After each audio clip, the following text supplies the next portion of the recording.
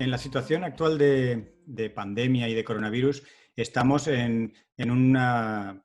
coyuntura histórica que posiblemente y ojalá nos haga reflexionar y abandonar algunas de las inercias que hemos ido arrastrando. Es cierto que antes de entrar aquí había sobre todo una fuerte presión social, había un gran activismo que en 3 o 4 meses antes de la última cumbre del clima, por ejemplo, o de las comunicaciones por parte del Ministerio de España, que se ha puesto a liderar la transición ecológica de forma muy decidida, había una gran tensión para hacer compromisos ambientales más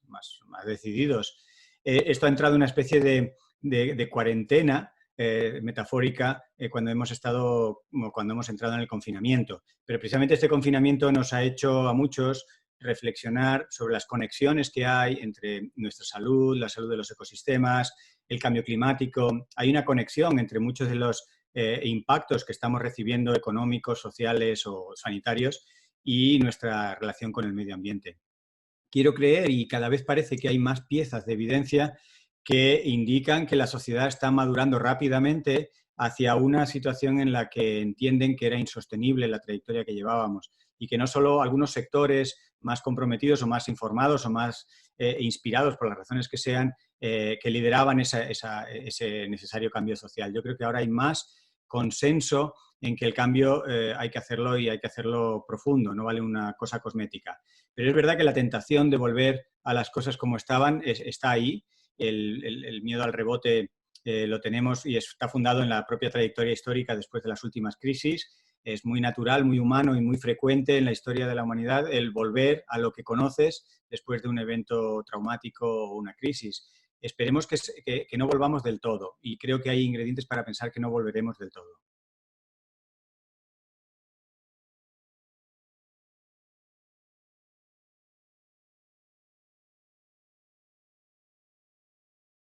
El aprendizaje de las anteriores crisis es difícil de incorporar entero porque esta crisis es bastante inusual en muchos aspectos, por la dimensión y también quizá por la propia naturaleza que ha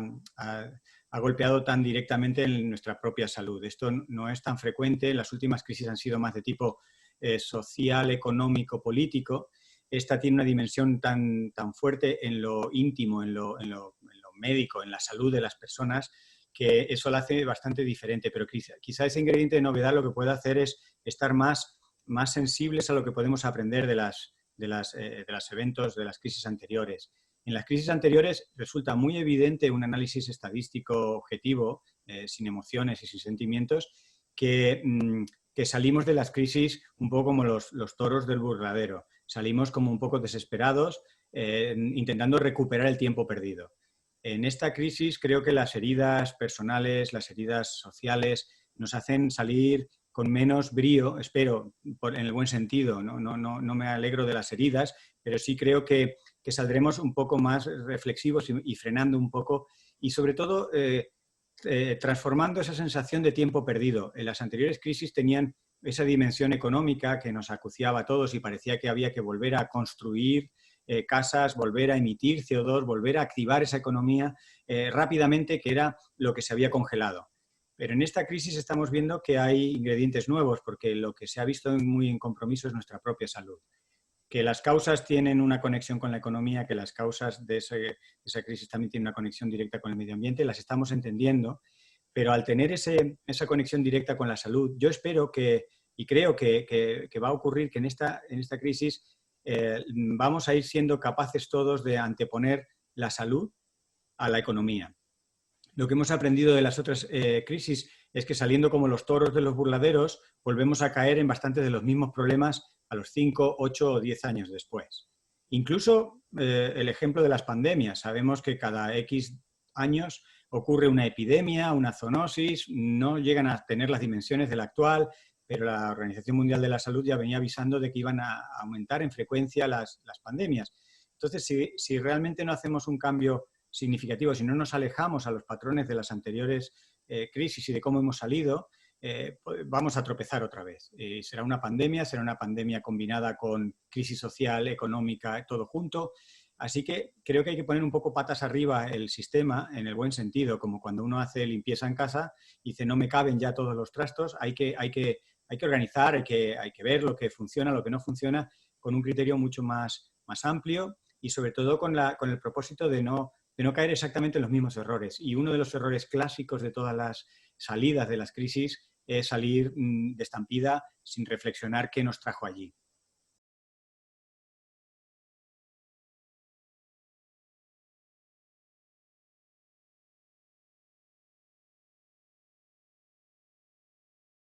La pandemia nos ha obligado a repensar nuestras actividades profesionales, nuestro modo de vida de manera muy profunda.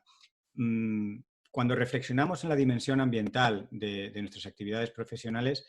tenemos que pensar en rescalarlas. Y no solo rescalarlas por disminuir la huella, sino también rescalarlas por hacerlas menos vulnerables a posibles escenarios de cambio climático, a posibles nuevas pandemias o posibles impactos de unos ecosistemas y de un medio ambiente que está, digamos, desequilibrado, ¿no? Y que eventualmente, por un lado o por otro, en los próximos años, nos guste o no, nos va a ir sacudiendo. Así que tenemos que reequilibrar nuestra actividad, tenemos que repensarla, no solo por el tema ético o lógico de disminuir la huella, sino por volvernos más resilientes. Y para volvernos más resilientes deberíamos analizar los ingredientes del desastre. Si vemos el desastre o la magnitud de ese desastre, de un impacto, tiene varios componentes y tiene un componente muy fuerte social, de cómo se distribuyen las tareas, cómo de desigual o de igual están repartidos esos impactos y cómo de desesperados están algunos sectores de la sociedad por hacer determinadas actividades y cómo de tranquilos o no tan tranquilos están otros, ¿no? Esa desigualdad social, esa tensión social es uno de los ingredientes importantes de esa ecuación. Otro ingrediente es el propio estado de los ecosistemas, el propio estado del medio ambiente, que te va dejando más o menos grados de libertad, más o menos margen de maniobra, te va permitiendo más o menos alternativas. Puedes tener una movilidad distinta, puedes tener una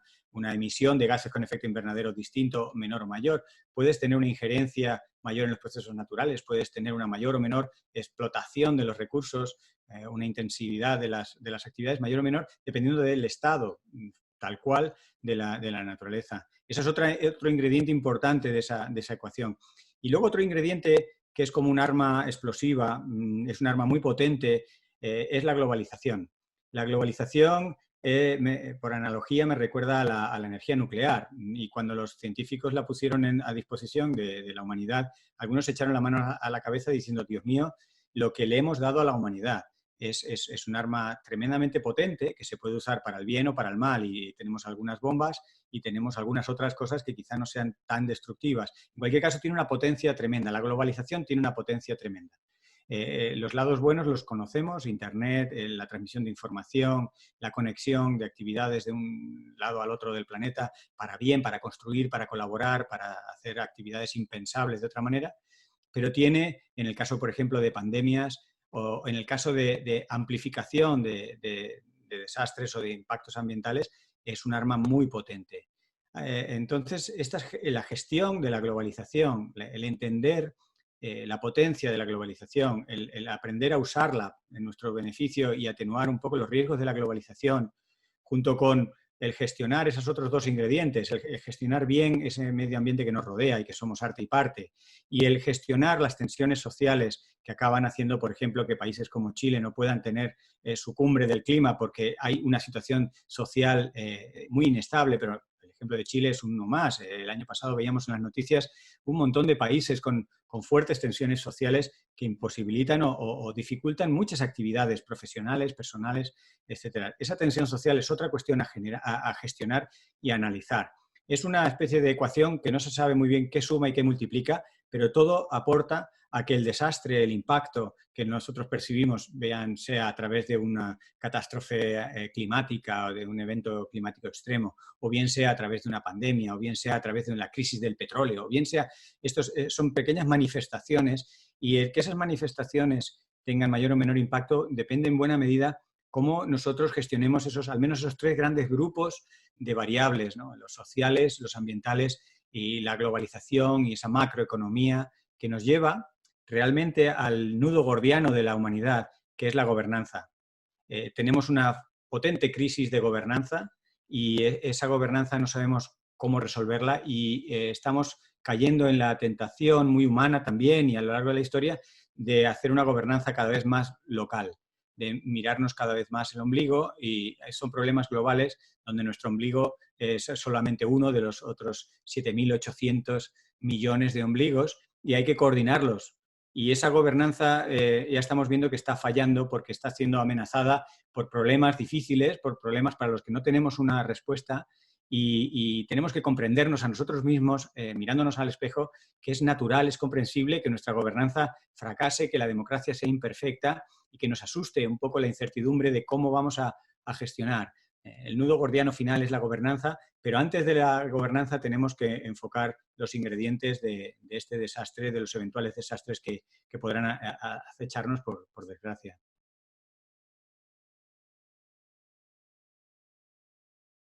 Como científico digamos, obsesionado con el conocimiento, he aprendido muchas cosas y sigo aprendiendo cada día muchas cosas de esta pandemia. Aprendo cosas de mí mismo, de mis propias reacciones, de mis propias ansiedades, incertidumbres, cómo gestiono yo mi propio miedo, mis propias ansiedades ante simplemente la comunicación en el telediario de cuándo podremos retornar a determinadas actividades o no, pero también aprendo de ver cómo reaccionan los demás y me fijo con mucha atención lo distintos que son los comportamientos de gente joven, de gente mayor o de gente con un nivel económico determinado y otro nivel económico. Intento ponerme en su pellejo, pero como un ejercicio realmente de aprendizaje, de entender cómo sus circunstancias personales le pueden hacer sentir lo mismo que yo estoy experimentando, pero ellos lo sienten de una manera muy distinta. ¿Y por qué estoy tan interesado en aprender de todas estas cosas? Porque estoy muy convencido de que salir de esta pandemia y salir de muchas, ya lo estamos viendo, depende de la labor concertada. De que nos pongamos de acuerdo en llevar mascarilla o que nos pongamos de acuerdo en actuaciones que sola que lo haga una persona no tienen ningún sentido. Estamos bastante acostumbrados a este tipo de mensajes de todos juntos y demás, pero quizá ahora ese mensaje cala más. Y por eso a mí personalmente me está potenciando mucho la curiosidad de entender a entender a los demás en los sentimientos, en las emociones, en las circunstancias personales y también en aspectos profesionales, en fijarme como un sociólogo, como un arquitecto, como el personal sanitario que ahora está tan digamos, presente en la mente de todos, cómo enfocan su propia profesión, cómo su conocimiento puede ayudarnos, puede contribuir, cuán limitado es su conocimiento y mi conocimiento y cómo podemos combinarnos. El desafío de coordinar tanta gente y tantos conocimientos que tradicionalmente han funcionado muy bien porque estaban clasificados en categorías y el otro día estuve un rato largo mirando los ministerios del gobierno español para entender un poco las competencias. Del mismo modo que miro con curiosidad las autonomías españolas en las cuales hay competencias trasladadas, transferidas, y algunas de esas competencias se transfirieron mal o ahora mismo habría que revisar esa transferencia y habría que ver esa coordinación. ¿Quién coordina algunos aspectos transferidos a las comunidades autónomas? El mismo medio ambiente que se transfirió en un momento en el que el medio ambiente no valía mucho o no se sabía mucho lo que valía y se transfirió porque era gratis, por así decirlo. Y ahora el medio ambiente vale mucho y nos damos cuenta que ese medio ambiente transferido se gestiona muy mal, porque es difícil, no por criticar a ninguna comunidad autónoma, sino porque es difícil gestionar, por ejemplo, una cuenca hidrográfica si hay 3 comunidades autónomas afectadas, o la gestión del lobo, que se pone mucho como ejemplo, que en una comunidad autónoma sobra lobo y en otra falta, en una se mata, en otra se caza, en otras se protege, en otras se subvenciona. La gestión el lobo no conoce muchas de las barreras administrativas y se va a ir pasando de una comunidad autónoma a otra,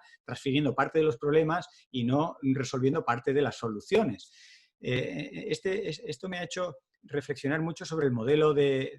Estado que tenemos, sobre cómo están organizados los ministerios, las ventajas y los inconvenientes de las carteras ministeriales. Y ponía, por ejemplo, en analogía y en paralelo a los gobiernos, al gobierno y a su estructura en ministerios, los objetivos de desarrollo sostenible, que son 17, que podrían ser más o menos, pero bueno, son 17. Los ministerios españoles no sé exactamente cuántos son, pero son más de 20. Pero hay bastante armonía o acuerdo entre ministerios y objetivos de desarrollo sostenible, pero es que así no los vamos a alcanzar. sea, no vamos a alcanzar un objetivo de desarrollo sostenible 3 si ese lo aborda el Ministerio 2 solamente, porque los objetivos de desarrollo sostenible son muy transversales. De hecho, hay un último objetivo de desarrollo sostenible, el 17, que es de alianzas, y que uno, cuando no sabe, como me pasaba a mí hace un año o dos, que no tenía prácticamente ni idea de lo que eran las alianzas, cuando he ido viendo qué significa eso, las alianzas es mucho, como todo, más complicado de lo que parece. Tiene mucho, mucho cuerpo de conocimiento y tiene mucho truco, por decirlo. No se puede improvisar una alianza entre sectores, entre áreas de actividad que tradicionalmente no han trabajado juntos, que no usan ni el mismo lenguaje. Y para eso hay profesionales que se dedican a facilitar esas alianzas. Yo no veo un ministerio de las alianzas en España. Y no es porque España lo haga peor, no lo veo en ningún país, pero me he fijado más en España por ser nuestra realidad. Veo ese esfuerzo de transición ecológica que realmente es muy transversal, es nuevo en la historia de España y es realmente muy rompedor y muy innovador en la escala europea e internacional. Veremos hasta dónde llega este inicio de ministerio de transición, porque estamos viendo todos los días cómo encuentra con muchas zancadillas, con muchos obstáculos por la forma que tenemos de hacer política, todos, ¿no? No culpabilicemos a nadie, porque todos queremos lo mío, entendemos lo nuestro, es una lucha de lo tuyo contra lo mío, un ministerio tiene una competencia, el otro tiene otra competencia, un partido tiene un programa y no es capaz de salirse y ver que tiene más similitudes con el otro partido de lo que pensaba. Entonces, no veo un ministerio de la alianza. No sé si debe ser ese el nombre, pero esa analogía me parece muy, muy interesante y voy aprendiendo en esta pandemia distintos grupos sociales, distintas organizaciones, ONGs, fundaciones, incluso grupos unidos por, digamos, creencias o actitudes o cuestiones a veces muy emocionales, cómo incorporan el conocimiento y cómo ven a las otras organizaciones, entidades, grupos generacionales, con mucha curiosidad por si podemos aprender a incorporar, porque creo que hay que incorporar, hay que sumar, independientemente de que cada ministerio, volviendo a esta analogía, tenga sus competencias, creo que todos los ministerios deberían tener una transversalidad muy patente y deberían ejercitar un trabajo muy en equipo.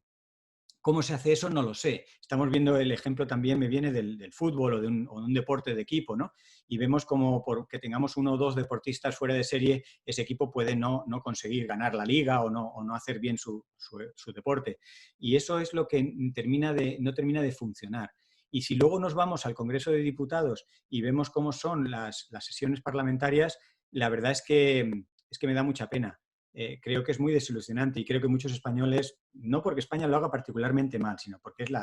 es el ejercicio parlamentario que vemos más próximo, pero estoy seguro que se comparte esa ineficacia, esa bronca, esa pelea de tú contra mí y yo contra ti. Lo vemos también en Estados Unidos, lo vemos en Alemania, lo vemos en muchos países, pero la nuestra realidad la entendemos un poco más y la tenemos presente en el telediario, ¿no?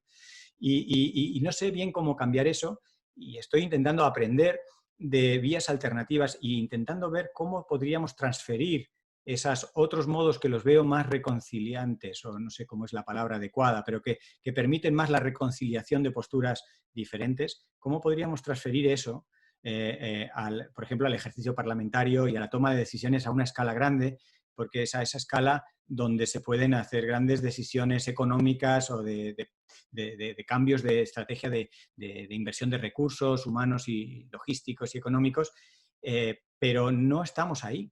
y no sé cómo acelerar los pasos. Y por eso en esta pandemia, en este confinamiento, me esfuerzo por ampliar mi radar y fijarme en cosas a veces muy peregrinas, empezando por mis propios hijos, que les quiero mucho, pero muchas veces no los entiendo. Y digo, ¿por qué no les entiendo? ¿Qué me diferencia de esas nuevas generaciones? Tienen herramientas muy potentes como su móvil, que lo usan mucho mejor que yo, pues aprendo a usar el móvil como lo usan ellos.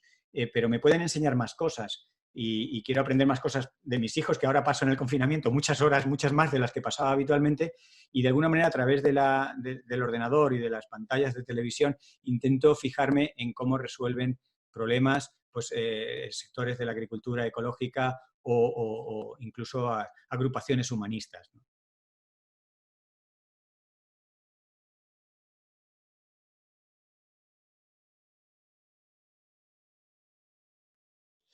Las ciudades agrupan a más de la mitad de la humanidad y se prevé que en poco el 70-80% de las personas vivamos en ciudades. Así que es nuestro nuevo ecosistema. Y como ecólogo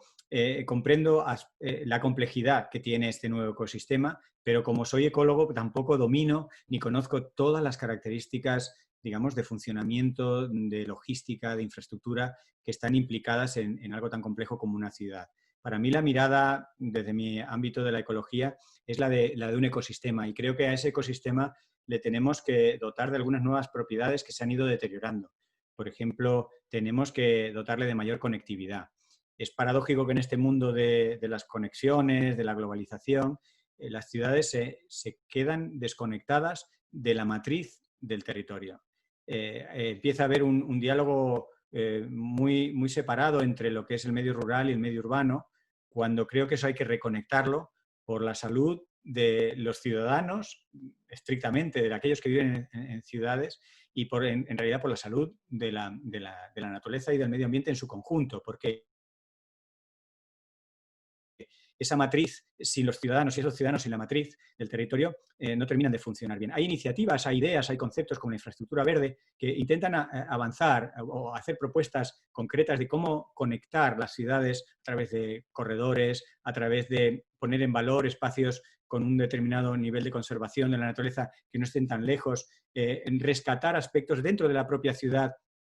que conservan unos ciertos niveles de naturalidad o de biodiversidad o de procesos ecosistémicos y no es puro asfalto o pura infraestructura artificial. Poner en valor, ahora estamos viendo en el confinamiento, como mucha gente está redescubriendo los ámbitos periurbanos, los descampados, los accesos traseros a una estación de tren que estaban llenos de malas hierbas, los caminos que se cierran con la vegetación y que están, digamos, poco civilizados, ahora son vías de escape para la gente que muchas veces no tenemos tiempo, oportunidad o que por la ventana del desescalado o la fase en la que estemos no nos da tiempo a irnos a espacios mejor conservados y estamos revisitando esos espacios que podemos decir son como los patitos feos de la naturaleza porque faltan especies, están con algo de basura, de fondo tienen un paisaje medio feo de edificios o de vallas o de cables de la luz, pero tienen esas piezas todavía de un árbol, un pájaro, unas hierbas, unas flores y tienen un cierto componente de naturalidad que curiosamente muchas personas que no son biólogos, que no son ecólogos, que no son naturalistas, están disfrutando en estos días. Y me encuentro con vecinos al pasear que son muy urbanícolas y sin embargo se están yendo de las avenidas asfaltadas y de los paseos más, digamos, más organizados y la infraestructura más clara y civilizada y van buscando estos recovecos que todavía tienen una semi-naturaleza y los disfrutan y los ves que se sientan en un espacio pequeñito de hierba y no se preocupan si hay hormigas, si no hay hormigas, les gusta disfrutar de eso. Y enlazando con esto y con algo ya un poco más formal, pues estamos sabiendo que hay cada vez más iniciativas de espacios protegidos que están como terapia médica, llevan a las personas con síntomas de depresión y de ansiedad a pasear, simplemente a pasear con un guarda forestal, con un ranger, por ejemplo, en Escocia hay bastantes iniciativas de este tipo y que del mismo modo que sabemos que los autistas, por ejemplo, establecen una relación muy positiva con los delfines o que hay contactos que se establecen por la pura biología entre las especies, pues se está sabiendo y se está poniendo en práctica en programas el que las personas paseen por un entorno verde, natural. No sabemos muy bien cómo definirlo porque nos valen muchas más cosas de lo que pensamos. No tiene que ser un bosque perfectamente conservado con todas las especies. Nos basta a veces un paisaje abierto y con algo de clorofila para relajarnos más de lo que pensamos y a muchas personas actúa de auténtica terapia. Esto lo estoy viendo ahora en persona y lo estoy conectando con iniciativas que veo, que conozco que se están haciendo y me hacen repensar el modelo de ciudad. Sabemos que a las ciudades hay que cambiarles muchas cosas, hay que cambiarles, ya lo estamos viendo y creo que esto sí que va a quedar en los niveles de contaminación que nos atacan directa e indirectamente, que se alían con las peores situaciones como por ejemplo los virus para afectar tremendamente nuestra salud y la contaminación es una de las cosas que yo creo que si había alguna duda y algunas personas todavía dudaban de un Madrid central, pues creo que ahora ya no queda hueco para dudar de eso. y tenemos que limpiar esas atmósferas. Pero asociado a eso hay otra serie de cosas como recuperar una cierta humanidad en las ciudades que pasan porque la distancia del trabajo al sitio donde vivimos sea más corta, que organicemos los comercios de forma que sean humanos, que sean pequeños, que estén cerca. Las grandes superficies son a veces como un sobreestímulo para el comprador, porque allí lo tiene todo y va a la gran superficie y hay grandes ofertas, puede comprar 3 por 1, pero esa dinámica es muy poco humana y a la larga acaba generándonos dinámicas poco saludables, curiosamente, y nos generan unos cuadros de ansiedad que no calma, por ejemplo, la compra compulsiva de una oferta de 3 por 1 y, sin embargo, un comercio de proximidad con el contacto con esa persona del comercio que te conoce y que te sabe guardar eso que a ti te gusta o que te pregunta personalizadamente porque lleva unos cuantos años pues contigo, eso tiene muchos más efectos que la propia compra del producto. Esa humanización, que la podemos ir poniendo en muchos ejemplos, me parece que es algo que en este proceso de confinamiento echamos mucho de menos y empezamos a valorar mucho más. De poco me sirve una infraestructura como, por ejemplo, se ve en la ciudad de Brasilia, ¿no? Es una ciudad completamente inhumana, con unas avenidas gigantes que solamente para cruzarlas un ser humano normal, que no sea un atleta, puede tardar 15 minutos en cruzar una avenida que tiene muchos carriles con medianas, intermedias, que está pensada para los coches. Ahí nadie pensó en las personas, en esos grandes diseños. Cuando uno ve la ciudad de Brasilia, y perdonar que me cebe con ella, pero me sirve de ejemplo, tiene un premio al diseño, porque cuando se ve desde el espacio es colosal y tiene unas figuras geométricas y tiene unos premios fantásticos, pero en realidad no es una ciudad para las personas. Del mismo modo que vemos cuando un europeo se traslada a muchas ciudades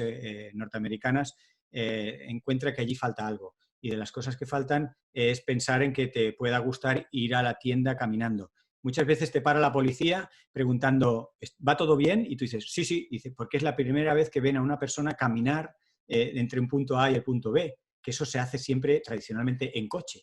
Y cuando un europeo que tenemos más tendencia a caminar y a explorar las cosas a esa dimensión más humana, pues cuando un europeo camina por determinados sitios, la policía piensa que algo pasa, que ha sido vandalizado, que le han atracado, que algo ha ocurrido, porque no es normal. Y eso creo que lo debemos entender como un síntoma de ciudades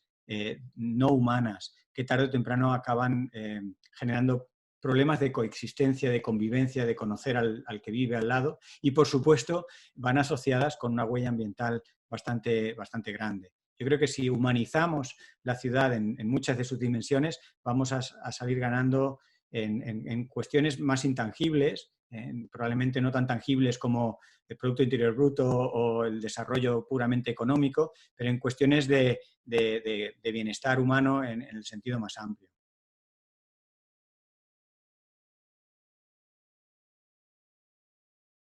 Hay muchos libros que podríamos recomendar, depende de la actitud. Igual que la música, hay un momento del día para cada tipo de música y a veces uno necesita una lectura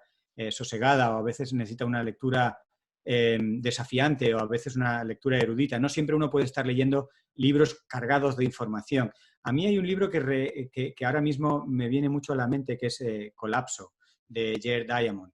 Tiene ese título tan tremendo de colapso y realmente el libro ya tuvo su momento de gloria y se puede ver que hasta tiene página web y Wikipedias fue en su momento bastante comentado. Yo he vuelto a ese libro muchas veces porque se puede leer capítulo a capítulo o se puede leer de tirón. Cada capítulo es un caso de estudio, una civilización humana que en ocasiones funcionó, en ocasiones no funcionó. A mí como ecólogo me gusta mucho la dimensión ambiental que le da a muchos de los colapsos que sufrieron las civilizaciones. Hay mucho que aprender porque nos estamos enfrentando a una posible